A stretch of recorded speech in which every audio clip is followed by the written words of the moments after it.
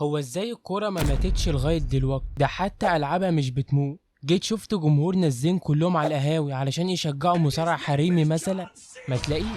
السؤال هو ازاي الكورة لسه محبوبة لغاية دلوقتي رغم ان عدى عليها 150 سنة؟ معاكم المعلق عبد الرحمن ونبدأ اللقاء. انا شايف واحدة من الاسباب دي القوانين البسيطة، عبارة عن الكورة ضربت في الشبكة خلاص بتساوي جول، وكمان مش محتاج تكون طويل وهبل او عضلات او غني. كل اللي انت محتاجه كورة او اي حاجة واخدة شكل الدايرة شغال. انا في طفولتي اللي بيبقى معاه كورة بيبقى من عائلة نبيلة، حفيد محمد الفاتح والاشكال دي، فكانت الكورة مش دايما حاجة متاحة، فكنا بنلعب بإزازة مية معدنية عادي زي الكورة بالظبط. كان ماتش برعاية أكوافينا، وهتحتاج مكان مفتوح زي الشارع أو أي ترعة تنفع، وأي عدد من الناس إن شاء الله 2 تلعبوا ضربات جزاء.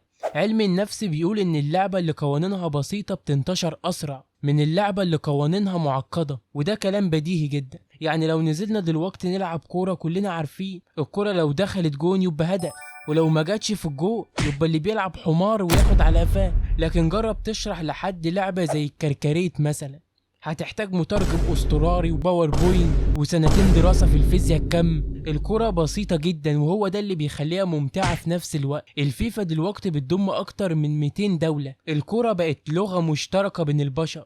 انا كان جاري زملكاوي متعصب وكان بيكره الاهلي، بيكرهوا كره عمى يعني، فكان في فترة الزمالك عمال يخسر يخسر يخسر، فما كنتش تشوفه في البلكونة خالص، لغاية ما في مرة الزمالك كسب خم، انا فاكر ضربات جزاء بس ماشي، قام رازع باب البلكونة برجله وطلع بالفالنة الحمالات وبصوت عالي: واحنا اللي عملناكو 1-0 يا ولاد الكلب، بصوت صح الشارع اللي ورانا. فجاري اللي جنبنا طلع من البلكونة كان سكران مدريان، ويرد عليه وهو سكران: ما احنا كسبين كل ماتش اللي فات، خش نام يا ابو حمدان ما تعرفناش. قام دخل بعدها بربع ساعة طلع بالصب السماعة بتاعت الافراح عليها مهرجان انا زملكاوي ودم زملكاوي. قسما بالله ما حد عرف ينام يومين.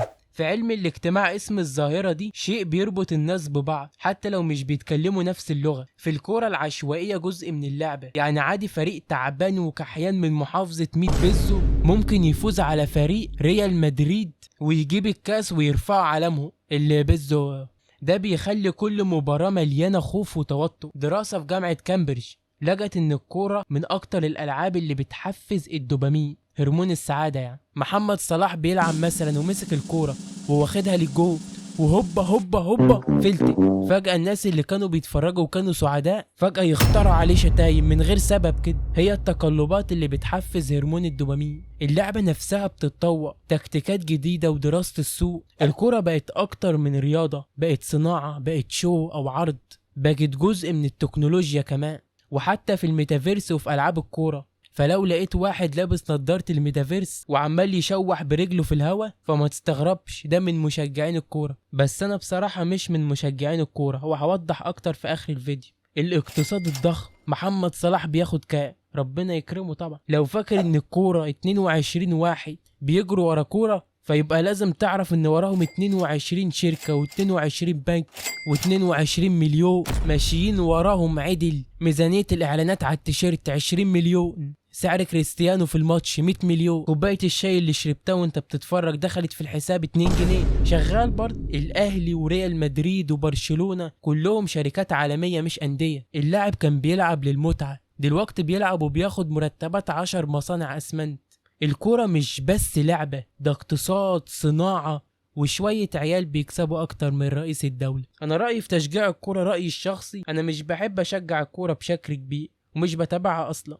لو حد سألني انت اهلاوي ولا انا اهلاوي، ولو حد تاني من ناحية انت زملكاوي، يا عم انا زملكاوي وتحيا الزمالك. وده لاني شايف ان الكرة ملهاش لازمة بصراحة، تضييع وقت على الفاضي، وطبعا بتسب وتغلط في اللعيبة، يعني سيئات برضو على الطايق، الا لو كنت لعيب هناك 10 مصانع يا سلام. ده رأيي انا على الموضوع، فاكتبوا لي رأيكم على الموضوع، واتمنى يكون الفيديو ده عجبكم. كان معاكم عبد الرحمن عرضية، والسلام عليكم ورحمة الله وبركاته.